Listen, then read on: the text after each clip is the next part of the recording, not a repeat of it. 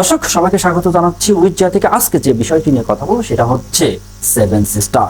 Seven sister কি, কোথায় অবস্থিত, আর সেভেন সিস্টারের মজাদার খাবার পোলাও কি, সেটা নিয়ে কথা বলবো।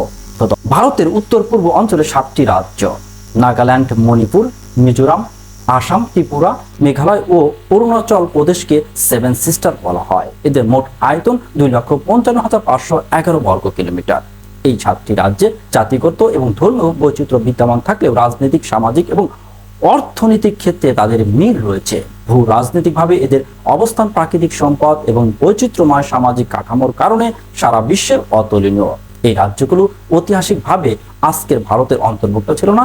আজরা সমস্ত ভারত দখল করে, কিন্তু ব্রহ্মপুত্রের পূর্ব পাশে উত্তর পূর্ব অঞ্চলের রাজ্যগুলোতে আসতে পারেনি তারা। সেভেন সিস্টার টার্মটি প্রথম ব্যবহার করেন ত্রিপুরার সাংবাদিক জ্যোতি প্রসাদ সাইকিয়া। এসব অঞ্চলে গারো, খাসিয়া, বোরো, মিজোদের মতো অনার্য আদিবাসী রাজাদের শাসন ছিল।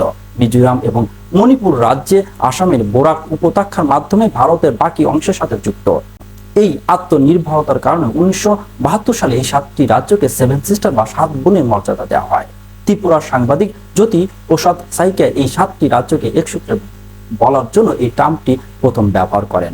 এসব রাজ্যে রয়েছে চমৎকার ভূখণ্ড, উদ্ভিদ এবং পানির জগৎ এবং প্রাকৃতিক সৌন্দর্যের পাহাড়, পর্যটককে আকৃষ্ট করে সহজে। আর খাবারের কথা না বললে নয়, এই অঞ্চলে রয়েছে বিভিন্ন মজাদার খাবার। এর ভিতরে তিল দিয়ে মুরগি একটি আসামের বিখ্যাত মজার খাবার। তিল দিয়ে মুরগি, বাদামের অসমীয়া স্টাইলের চিকেন, এটি একটি সামান্য বাদামের স্বাদ দিতে কালো তিল মিশ্র একটি হালকা মশলাযুক্ত মুরগি। তিল দিয়ে মুরগি আসামের বিখ্যাত খাবার এবং অন্যান্য মুরগির রেসিপির বিপরীতে এটি কম তেল ব্যবহার করা হয়। রান্নার স্টাইল এর স্বাদকে অন্যান্য মুরগির খাবারের থেকে আলাদা করে তোলে।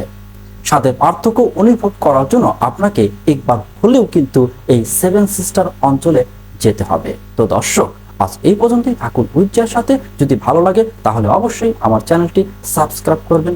ততক্ষণ আল্লাহ হাফেজ।